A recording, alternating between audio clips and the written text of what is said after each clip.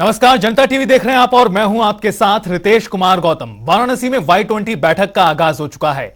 मुख्यमंत्री योगी आदित्यनाथ और केंद्रीय मंत्री अनुराग ठाकुर ने 17 से 20 अगस्त तक होने वाले 4 दिवसीय Y20 सम्मेलन का उद्घाटन किया।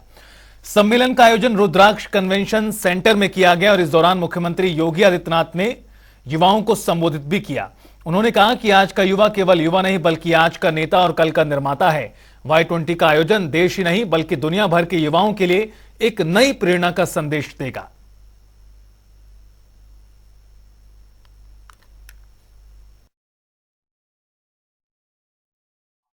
नरेंद्र मोदी जी का, जिन्होंने G20 से संबंधित कई समिट के आयोजन का अवसर उत्तर प्रदेश को दिया और उसमें Y20 का यह मुख्य समिट वाराणसी में आयोजित हो रहा है। मैं इसके लिए उनका उत्तर प्रदेश वासियों की ओर से हृदय से आभार व्यक्त करता हूं। यह हमारा सौभाग्य है कि वाराणसी उत्तर प्रदेश की एक प्रमुख महानगरी होने का सौभाग्य प्राप्त करती है। इसने न केवल उत्तर प्रदेश की सांस्कृतिक और आध्यात्मिक परंपरा को, बल्कि कला, संगीत और शिक्षा की एक प्रमुख नगरी के रूप में भी वाराणसी और उत्तर प्रदेश के अन्य अनेक नगरों को यह सौभाग्य प्राप्त हुआ है कि वह भारत की हृदय स्थल के रूप में अपनी एक पहचान बनाने में सफल हुए हैं। वाराणसी हमारे लिए महत्वपूर्ण इसलिए भी है कि भगवान बुद्ध ने अपना पहला उपदेश इसी नगरी के सारनाथ में दिया था, जो आज भी दुनिया के बौद्ध अनुयायियों के लिए अत्यंत ही पवित्र और आकर्षण का केंद्र बना हुआ है। सपा सुप्रीमो अखिलेश यादव एक बार फिर केंद्र और राज्य की बीजेपी सरकार पर हमलावर हैं, तो साथ ही साथ सपा कार्यालय में हुए विकास कार्यों की जमकर उन्होंने तारीफ की। उन्होंने कहा कि सड़क से लेकर शिक्षा और स्वास्थ्य की व्यवस्थाओं को इस सरकार ने पूरी तरह से खराब कर दिया है। किसानों की आय दोगुनी करने की बात करते थे, लेकिन आज किसानों को आर्थिक तौर पर तंगी का सामना करना पड़ रहा है। इस दौरान उन्होंने अपने कार्यकाल की योजनाओं का भी बखान किया। हमारी पार्टी के बहुत ही वरिष्ठ विधायक और बहुत ही सम्मानित क्षेत्र के देवेंद्र सिंह जी का धन्यवाद देता हूं और उनके बेटे का, उनके परिवार के जितने सदस्य हैं, शिक्षक होंगे, छात्र हैं और इस संस्था को चलाने वाले सभी सहयोगियों का धन्यवाद देता हूं कि जहां मुझे आपसे बातचीत करने का मौका मिल रहा है। हमारे साथ लखनऊ यूनिवर्सिटी के प्रोफेसर सुनीत पवार जी हैं। हम लोग लगातार पिछले 3 दिन से बांदा फतेहपुर के कार्यक्रम कर रहे हैं। बांदा लोकसभा फतेहपुर जिले के अंदर जो लोकसभाएं आती हैं, उन क्षेत्रों के कार्यकर्ता जो बूथ स्तर के हैं और जिस तरीके से हम लोगों ने संगठन को बांटा है, सेक्टर में, बूथ में, जोन में, या संगठन जो हमारा संविधान कहता है उसके हिसाब से सभी कार्यकर्ताओं को एक साथ शिविर में प्रशिक्षण देने का काम कर रहे हैं। तो वहीं वाराणसी पहुंचे यूपी कांग्रेस के नए अध्यक्ष अजय राय ने बड़ा दावा किया है और इस बार बीजेपी को चुनाव में करारी शिकस्त का सामना करना पड़ेगा। उन्होंने कहा कि महादेव की धरती से बिगुल बजा है, जिसका असर पूरे प्रदेश में देखने को मिलेगा और इसके साथ ही अजय राय ने बीजेपी पर जमकर निशाना साधा। साथ ही उन्होंने यह भी दावा किया कि राहुल गांधी अमेठी से चुनाव लड़ेंगे। आप लोग कैमरा ऑन करके देखिए, यहाँ बूथ लेवल के एक कार्यकर्ता खड़ा है, गांव का खड़ा है, गिराव का खड़ा है। अब एक एक गांव गिराव में कांग्रेस भारतीय जनता पार्टी को चुनाव हराएगी और बनारस की धरती, ये बाबा विश्वनाथ की धरती है, महादेव की धरती, महादेव की धरती से ये बिगुल बजा है। पूरे प्रदेश और देश भी इसके डंका बजेगा। 2024 का मुख्य मुद्दा क्या है? सबसे बड़ा मुख्य मुद्दा इस प्रदेश के अंदर जिस तरीके से एक माहौल बनाया जा रहा है, जिस तरीके से बेरोजगारी, महंगाई और जो आज डर का कि डरवा कर अपने साथ ले लो, ईडी सीबीआई को भेजकर अपने साथ ले लो, उस पे हम सब कांग्रेस का हमारा नेता जो राहुल गांधी ने प्यार का पैगाम कन्याकुमारी से कश्मीर दिया है और हमारे खड़गे साहब ने दिया, हमारी नेता प्रियंका गांधी ने जो विश्वास किया, ये पूरा एक एक जो संदेश है राहुल गांधी का, कांग्रेस पार्टी का, एक एक गांव, एक एक घर घर पहुंचाएंगे, ये हम सबकी जिम्मेदारी है।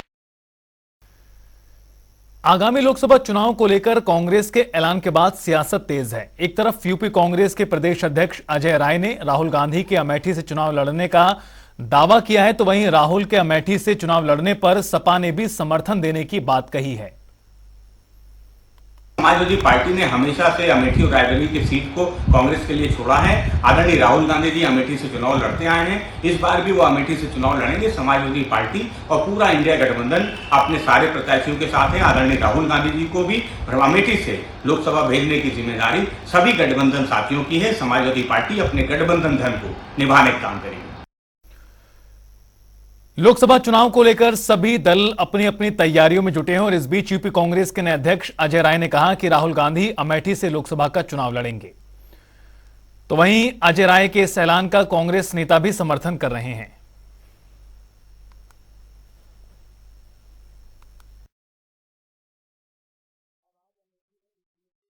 कोई नहीं है।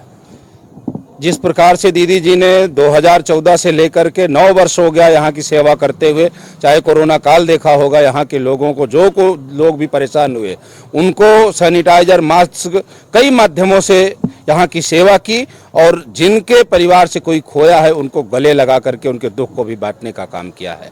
आज वो परिवार की सदस्य हो गई हैं। अमेठी उनको अपना चुका है, अपनी बहन बोल चुका है, अपनी दीदी बोल चुका है। बिल्कुल राहुल गांधी अमेठी से लड़ेंगे। अमेठी के लोग यहाँ आए हैं और जहाँ से प्रियंका गांधी जी की इच्छा बनारस अगर होगी, हमारा एक एक कार्यकर्ता उनके लिए जान लड़ा देगा। स्मृति ईरानी कहती है कि राहुल गांधी अमेठी इस बार भी नहीं आएंगे, भाग जाएंगे। अब स्मृति ईरानी खुदे बौखला गई हैं। 13 रुपए किलो में चीनी दिलवा रही थी, दिलवा पाई? और रुकेंगे यहां पर एक छोटे से ब्रेक के लिए, फौरन हाजिर होंगे। खबरों का सफर लगातार जारी है। तो वहीं बरेली पहुंचे डिप्टी सीएम केशव प्रसाद मौर्य ने विपक्षी दलों पर जमकर निशाना साधा। उन्होंने कहा कि ये बीजेपी के विचारधारा के ही ताकत है जिसके आगे बड़े से बड़ा विरोधी मजबूर है। उन्होंने कहा कि जो लोग कभी भारत माता की जय नहीं बोला करते थे, आज वो तिरंगा यात्रा में झंडा लेकर आगे चल रहे हैं। जो विरोधी कभी मंदिर नहीं जाया करते थे, आज वो मंदिर भी जा रहे हैं। और इसके साथ ही डिप्टी सीएम ने राहुल गांधी पर भी चुटकी ली और कहा कि राहुल गांधी के ट्वीट को देखते रहिए और मनोरंजन करते रहिए।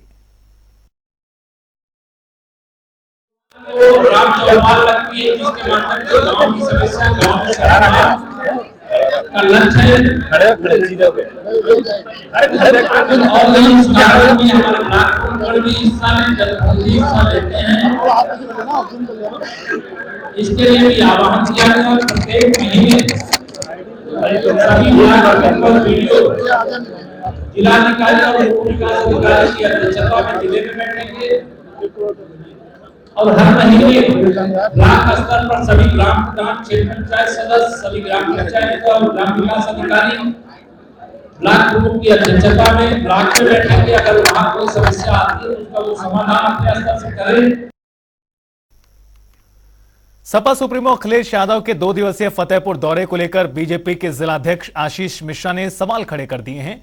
आशीष मिश्रा ने कहा कि अखिलेश यादव ने इस दौरे पर देवी देवताओं और महापुरुषों का अपमान किया है। अखिलेश यादव ना तो सिद्धपीठ तामेश्वर मंदिर में जाकर दर्शन किए और ना ही महापुरुषों की प्रतिमाओं पर माल्यार्पण किया।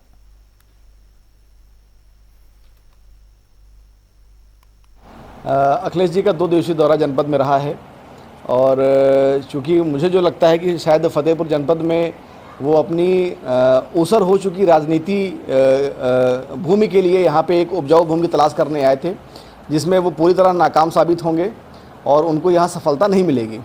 और मेरा अखिलेश जी से एक प्रश्न है।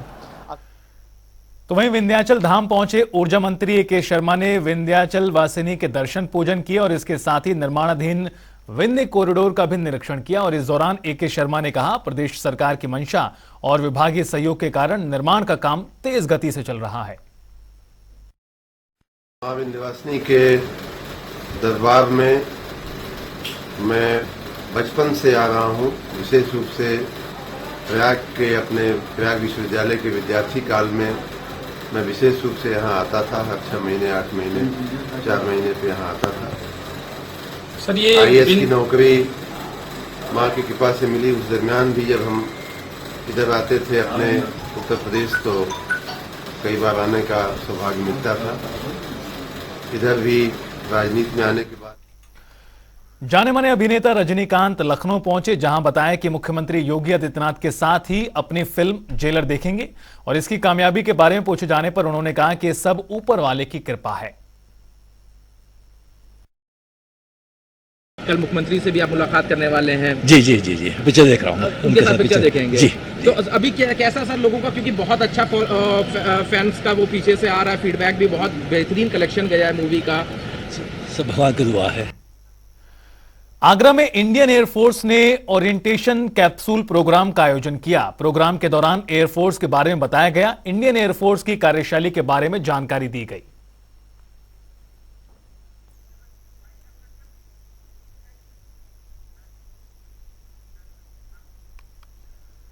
रुकेंगे एक ब्रेक के लिए, आप देखते रहिए जनता टीवी।